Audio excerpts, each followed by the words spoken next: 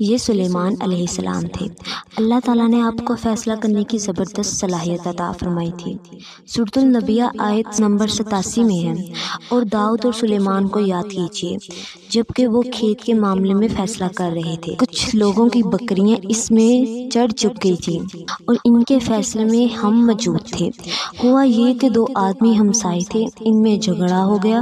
ان میں سے ایک کے پاس کھیت تھا، اس میں اس نے فصل وہ رکھی تھی، دوسرے کے پاس کچھ بکریاں تھیں۔ بکریوں کا چرواہا رات کے وقت دیوار والے دروازے کو بند کر دیتا تھا تاکہ بکریاں نکل کر فصل کو نقصان نہ پہنچائے۔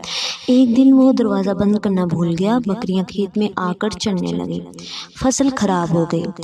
دونوں داؤد علیہ السلام کے پاس آئے، اپنا مقدمہ پیش کیا۔ داؤد علیہ السلام قاضی بھی تھے، اس وقت سلیمان علیہ السلام کہیں گئے ہوئے تھے۔ داؤد علیہ السلام مقدمہ سن کر کہنے لگے، یہ بکریوں والے کی سستی کا نتیجہ ہے، اس کا حل یہی ہے کہ وہ تیری بکریاں اپنے تحویل میں لے لے۔ دونوں فریق باہر نکلے تو سلیمان علیہ السلام سے ملاقات ہوئی۔ انہوں نے تفصیل سن کر فرمایا، میرے ساتھ آؤ، اور انہیں داؤد علیہ السلام کے پاس لے آئے اور بولے، اس مقدمے کا اس سے بہتر فیصلہ یہ ہے کہ یہ بکریاں زمین والے کو دے دیں اور زمین بکریوں والوں کو۔ جب بکریوں والا زمین کو پہلی حالت میں اگا دے گا تو آپ دونوں کی چیزیں انہیں لوٹا دیں۔ اس دوران کھیتی کا مالک بکریوں کے دودھ سے فائدہ حاصل کرتا رہے گا، یہ فیصلہ زیادہ بہتر ہے۔ اسے بکریوں والا اپنی بکریوں سے بالکل محروم نہ ہوا اور کھیتی والے کا نقصان پورا ہو گیا۔ یہ فیصلہ آپ کو اللہ تعالیٰ نے سمجھایا تھا۔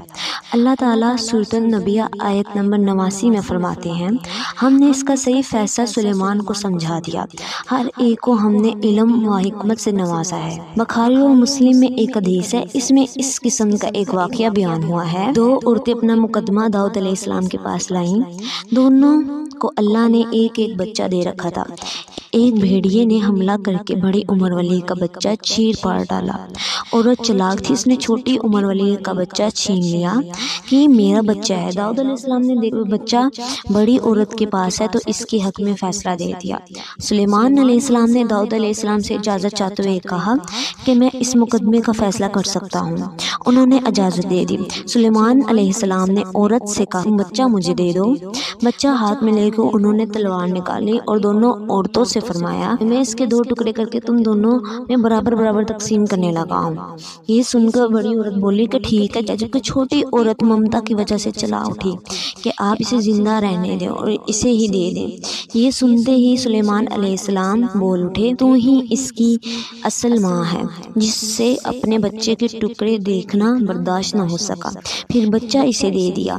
سلیمان علیہ السلام کا ایک تیسرا واقعہ قرآن میں یوں ہے، سورۃ النمل آیت نمبر 17 اور 18 میں ہے، اور سلیمان کے سامنے ان کے تمام لشکر جنات، انسان اور پرندوں میں سے جمع کیے گئے، ہر قسم الگ الگ کھڑی کر دی گئی، ہر قسم الگ الگ کھڑی کر دی گئی۔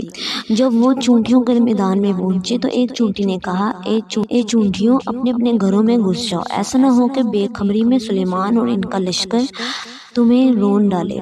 ان تمام لشکروں کو اکٹھا کیا گیا تھا۔ اللہ نے چونٹی کی بات سلیمان علیہ السلام کو سنوا دی۔